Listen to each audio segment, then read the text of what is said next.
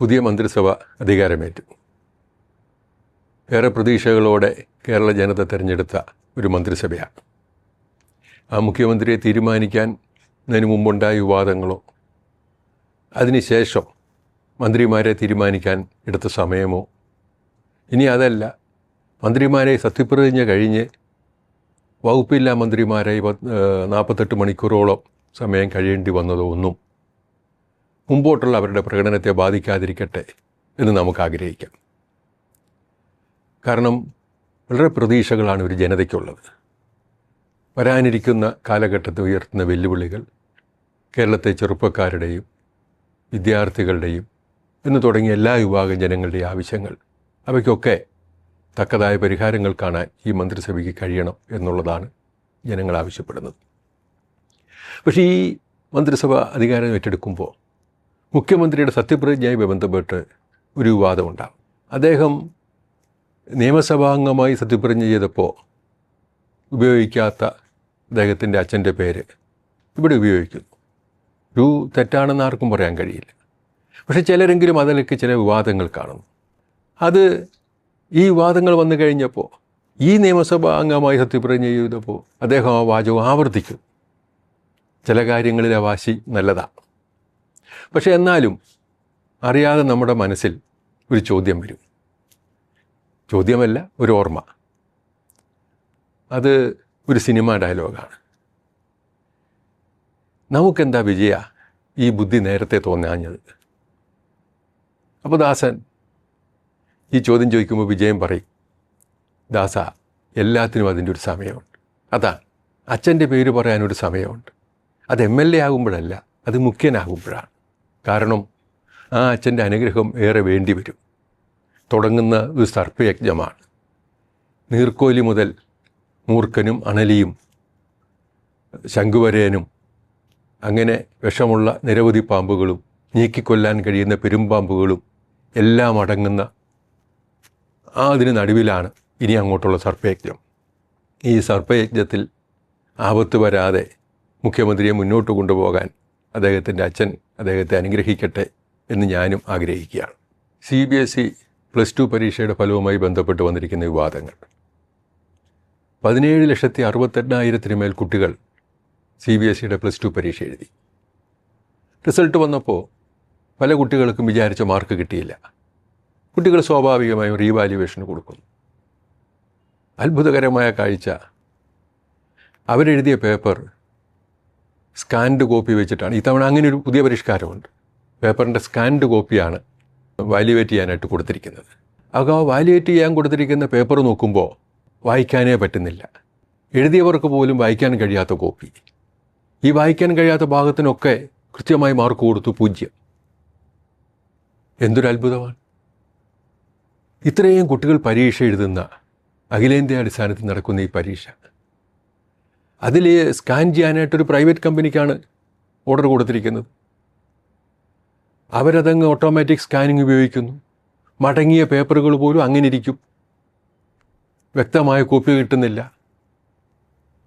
ഇത്രയേറെ കഷ്ടപ്പെട്ട് ബുദ്ധിമുട്ടി പഠിച്ചു വരുന്ന വിദ്യാർത്ഥികൾ അവർ പരീക്ഷ എഴുതി കഴിയുമ്പോൾ അവരുടെ ഉത്തരപേപ്പറുകൾ ഇത്ര നിരുത്തരവാദപരമായിട്ടാണ് നോക്കിയിരിക്കുന്നത്. അതിൽ ഉത്തരവുണ്ടോ ഇല്ലയോ എന്ന് ശ്രദ്ധിക്കുക പോലും ചെയ്യാതെ വെട്ടി 0 മാർക്ക് കൊടുക്കുന്നത് കാണേണ്ടി വരുന്ന വിദ്യാർത്ഥികളുടെ ഒരു നിരാശയുണ്ട്. അവരെ ഇതിന് പ്രാപ്തരാക്കിയ രക്ഷകർത്താക്കളുടെ കടുത്ത ആശങ്കയുണ്ട്, വിഷമമുണ്ട്. അതിലും പുറമെ ആ റീവാലുവേഷന് വേണ്ടിയിട്ട് ഒരു പേപ്പറിന് 100 രൂപയാണ് ഫീസ്. അതടയ്ക്കാനുള്ള വെബ്സൈറ്റ് അതിനേക്കാൾ അപകടത്തിലാണ്.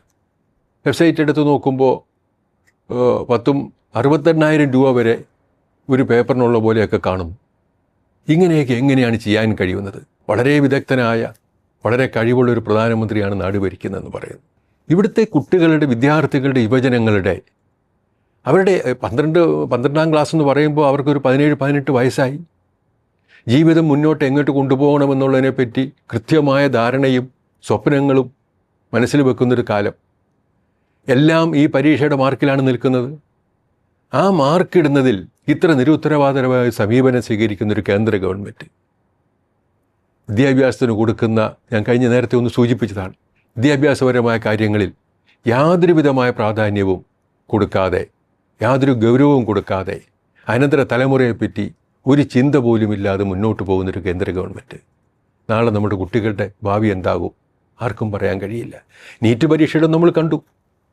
കഴിഞ്ഞ ആഴ്ചയിൽ നമ്മൾ നീറ്റ് പരീക്ഷയിൽ കെമിസ്ട്രി, അതിൽ നാഷണൽ ടെസ്റ്റിംഗ് ഏജൻസിയുടെ ഒരു വിദഗ്ധൻ കെമിസ്ട്രി പ്രൊഫസർ കുൽക്കർണി അതിൽ കേസിൽ പ്രതിയായത് നമ്മൾ കണ്ടു. അപ്പോൾ അതിനുശേഷം ഇപ്പോൾ 2 പേപ്പറും കൂടെ, സുവോളജിയും ഫിസിക്സും കൂടെ. ആ സുവോളജിയിലെയും ഫിസിക്സിൻ്റെയും കൂടെയൊക്കെ അവരുടെ എക്സ്പേർട്ട് കമ്മിറ്റി അംഗങ്ങളാണ് ചോദ്യപേപ്പർ പുറത്തു കൊടുത്തതായിട്ട് കാണുന്നത്. ഒരു മനീഷ, ഇതെല്ലാം നമ്മൾ കാണുന്നുണ്ട്. ഇത്ര മോശമായ രീതിയിൽ നീറ്റ് പരീക്ഷയാണെങ്കിലും CBSE പരീക്ഷയാണെങ്കിലും ഈ രീതിയിലൊക്കെ നടത്താൻ നമ്മുടെ രാജ്യത്തല്ലാതെ വേറെ എവിടെയാണ് കഴിയുന്നത്? ഒരു തലമുറയെപ്പറ്റി, വരാനിരിക്കുന്ന ഒരു തലമുറയെപ്പറ്റി ഇത്ര രീതിയിൽ അവ്യക്തമായി യാതൊരു ഗൗരവവും കൊടുക്കാതെ പോകുന്നൊരു ഗവൺമെൻറ് നമ്മുടെ രാജ്യം ഭരിക്കുന്നു എന്നുള്ളത് നാളെയെപ്പറ്റി പ്രതീക്ഷകൾ വെച്ച് പുലർത്തുന്ന ഒരു തലമുറയ്ക്ക് എങ്ങനെ സഹിക്കാൻ കഴിയും? ലോക സിനിമാ രംഗത്ത് പുതിയൊരു വിവാദം വന്നിരിക്കുന്നു. വിവാദമുയർത്തിയത് ഇലോൺ മസ്കാണ്, ഈ ലോകത്തിലെ ഏറ്റവും വലിയ സമ്പന്നൻ. ദ ഒഡീസി എന്ന് പറയുന്ന സിനിമ ക്രിസ്റ്റഫർ നോളൻ സംവിധാനം ചെയ്ത് തുടങ്ങുന്ന സിനിമയാണ്. അത് ഇതിഹാസ കഥകളുമായി ബന്ധപ്പെട്ടിട്ടാണ്. അതിൽ ഹെലൻ ഓഫ് ട്രോയ് എന്ന് പറയുന്ന ഗ്രീക്ക് മിഥോളജിയിലെ ഒരു കഥാപാത്രം, ചരിത്ര കഥാപാത്രമാണെന്നും പറയുന്നുണ്ട്. അത് പിന്നീട് വരും. ആ കഥാപാത്രത്തെ അവതരിപ്പിക്കാൻ ലൂപിറ്റ ന്യോങ്ഹോയ് എന്ന് പറയുന്ന നടി, ആ നടിയെ എടുത്തപ്പോൾ മസ്കിൻ്റെ അഭിപ്രായം ഇത് വെള്ളക്കാരോടുള്ള വർഗീയതയാണ്. കാരണം ഈ നടിയുടെ നിറം വെള്ളയല്ല. അവരൊരു കെനിയൻ മെക്സിക്കോ, അതായത് കെനിയൻ ഒരു നേതാവ് മെക്സിക്കോയിൽ അധ്യാപകനായി പോയപ്പോൾ അവിടെ വെച്ച് ജനിച്ച ഒരു കുട്ടിയാണ്. അവരങ്ങനെ ഒരു ചെറിയ ആളല്ല. അഭിനയത്തിൽ ഓസ്കാർ അവാർഡ് അവർക്ക് കിട്ടിയിട്ടുണ്ട്, മറ്റ് നിരവധി അവാർഡുകൾ കിട്ടിയിട്ടുണ്ട്. ലൂപിറ്റ അവതരിപ്പിക്കുന്ന കഥാപാത്രം ഹെലൻ ഓഫ് ട്രോയിയാണ്. ഹെലൻ സ്പാർട്ടയിലെ രാജ്ഞിക്ക് സ്യൂസ് ദേവനുണ്ടായ രാജകുമാരിയാണ്. സൗന്ദര്യത്തിൻ്റെ ആ കാലഘട്ടത്തിലെ ഏറ്റവും വലിയ സങ്കല്പമാണ്. ആ സൗന്ദര്യ സങ്കല്പം സിനിമയിൽ വരണമെങ്കിൽ നടി വെള്ളക്കാരിയായിരിക്കണം എന്നുള്ളതാണ് മസ്കിൻ്റെ പ്രശ്നം. ഇതേ ചിന്തകൾ ക്ലിയോപാട്രയുടെ കാര്യത്തിലും ഉണ്ടായിരുന്നു. പക്ഷേ ക്ലിയോപാട്രയും ഈ പറഞ്ഞതുപോലെ തന്നെ ഈജിപ്ഷ്യൻ രാജകുമാരിയാണെന്ന് പറയുമ്പോൾ തന്നെ ഗ്രീക്ക് ബന്ധങ്ങളുള്ളവരാണ്. ഈജിപ്തിലേക്ക് ടോളമി വന്നതിന് ശേഷമുണ്ടായ ആ ടോളമി വംശത്തിൻ്റെ പിൻതലമുറക്കാരിയാണ് ക്ലിയോപാട്ര. ക്ലിയോപാട്രയും കറുത്ത സുന്ദരിയായിരുന്നു എന്നാണ് ചരിത്രം പറയുന്നത്. സൗന്ദര്യത്തിന് കറുപ്പും വെളുപ്പും നോക്കി വേർതിരിക്കാൻ കഴിയും. ഇതൊക്കെ ഇതിഹാസ കഥാപാത്രങ്ങളുമായി ഇതിഹാസ കഥാപാത്രങ്ങളാണ്. ഈ ഇതിഹാസ കഥാപാത്രങ്ങളെ ഒക്കെയും ചിത്രീകരിക്കുമ്പോൾ അതിൽ നിറം നോക്കി അഭിപ്രായം പറയുന്ന മസ്കിനെപ്പറ്റി നമുക്കെന്തു പറയാൻ എന്ന് തന്നെയല്ല, ഈ പറയുന്ന കഥാപാത്രങ്ങളൊക്കെയും സൗന്ദര്യത്തിൻ്റെയും ബുദ്ധിയുടെയും കഴിവിൻ്റെയും ഒക്കെ കേന്ദ്രങ്ങളായിരുന്നു എന്ന് നമുക്ക് കാണാൻ കഴിയും. അതേപോലെ തന്നെ ഹെലൻ ഓഫ് ട്രോയിയെ തട്ടിക്കൊണ്ടുപോകുന്ന പാരീസ് എന്ന് പറയുന്ന രാജകുമാരൻ ട്രോജൻ രാജ്യത്തിൻ്റെ ആളാണ്, മറുപുറം ഗ്രീക്കാണ്. അപ്പോൾ അങ്ങനെ ഗ്രീക്കും ട്രോജനും തമ്മിലുള്ള യുദ്ധത്തെ പറ്റിയിട്ടൊക്കെ അത് ഇതിഹാസമാണ്, അല്ലെങ്കിൽ അതൊക്കെ മിത്താണ് എന്ന് പറയുന്നുണ്ടെങ്കിലും ഈ ട്രോജനും രാജ്യവും അതേപോലെ തന്നെ ആ കാലത്ത് നടന്ന യുദ്ധവുമൊക്കെ വെറും മിത്ത് എന്നുള്ള നിലയിൽ നമുക്ക് കാണാൻ കഴിയില്ല. ചരിത്രത്തിൻ്റെ വേരുകളുണ്ട്, കണ്ടുപിടിക്കപ്പെട്ടത് പിന്നീടാണെന്ന് മാത്രം. 19-ാം നൂറ്റാണ്ടിലെ ചരിത്രം അന്വേഷിച്ചു പോയ ആളുകൾ, പുരാവസ്തു ഗവേഷകർ കണ്ടുപിടിച്ചിരിക്കുന്നത് BC 3000-നും 5000-നുമൊക്കെ ഇടയിലുള്ള കാലഘട്ടത്തിൽ അങ്ങനെയൊരു പ്രദേശം ഇന്നത്തെ ടർക്കിയിലുണ്ടായിരുന്നു എന്നുള്ളതാണ്. അപ്പോൾ ഈ ട്രോജൻ എന്ന് പറയുന്നത് അന്നത്തെ ഒരു ടർക്കിയുടെ ഭാഗം, മറുപുറത്ത് നിൽക്കുന്നത് ഗ്രീസ്.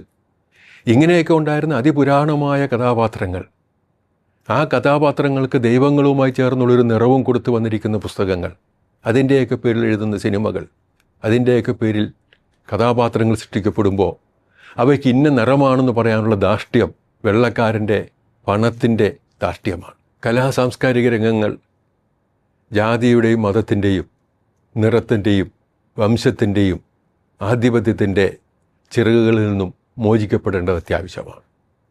അത്തരമൊരു ദിനത്തിൽ മാത്രമേ കലയ്ക്ക് അതിൻ്റെ ഒരു സൗന്ദര്യമുണ്ടാവൂ. ആ സൗന്ദര്യമുള്ള കലയുടെ സൂര്യോദയം നമുക്ക് ശേഷമെങ്കിലും ഉണ്ടാകും എന്ന് നമുക്ക് പ്രതീക്ഷിക്കാം.